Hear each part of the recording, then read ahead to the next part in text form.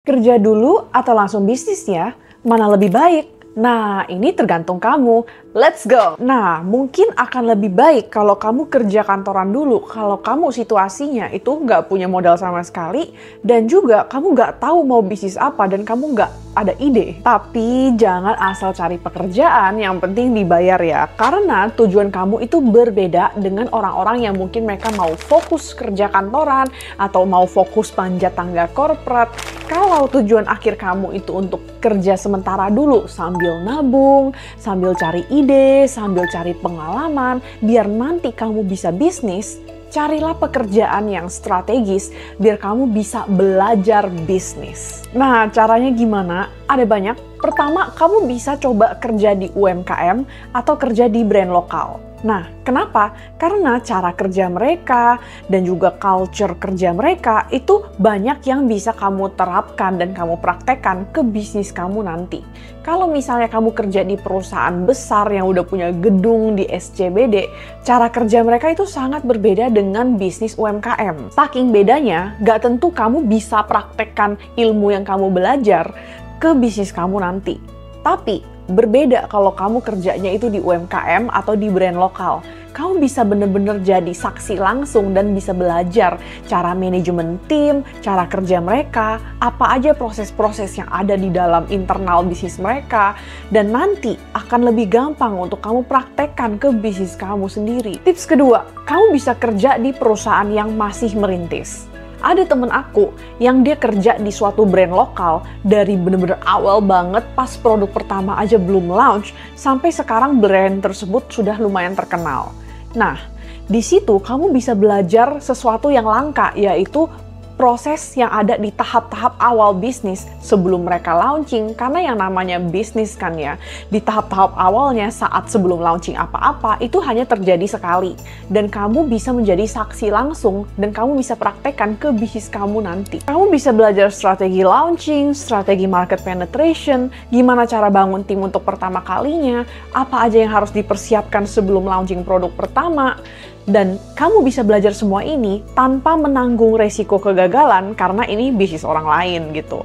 Yang ada malahan kamu bisa belajar ilmu-ilmu berharga dan susah didapatkan yang bisa kamu praktekkan ke bisnis kamu nanti. Tips ketiga, kamu bisa kerja di perusahaan yang satu industri. Maksudnya kayak gimana?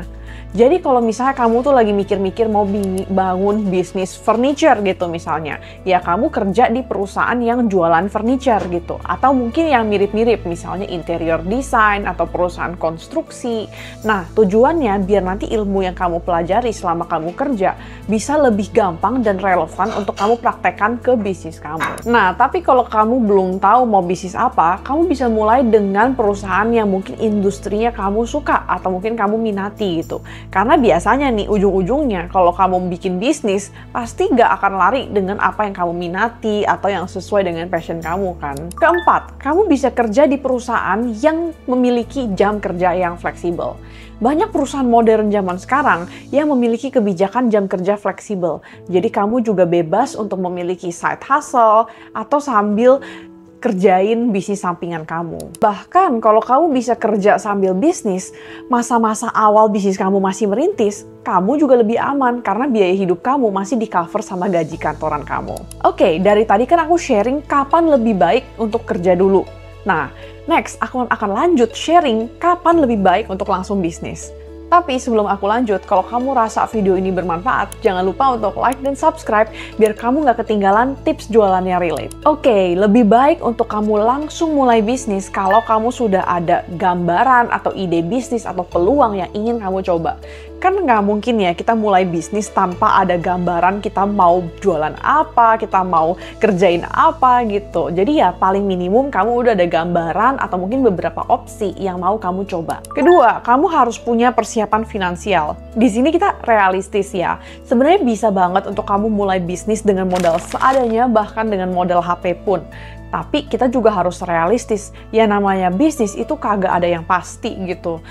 Gak ada yang bisa menjamin kalau kamu dalam 1-2 bulan bisa langsung menghasilkan profit yang besar gitu. Apalagi profit yang cukup untuk mengcover biaya hidup kamu. Nah, ini nggak ada yang pasti. Jadi, kalau kamu maunya itu langsung terjun mulai bisnis, kamu perlu memiliki persiapan finansial paling minimum tabungan 6 bulan biaya hidup atau sumber income lain. Nah, ini bisa kerja kantoran atau mungkin freelance. Yang penting biaya hidup kamu aman selama 6 bulan ke depan biar kamu bisa fokus growing the business, bukan cari uang untuk makan. Ketiga, itu timing yang tepat.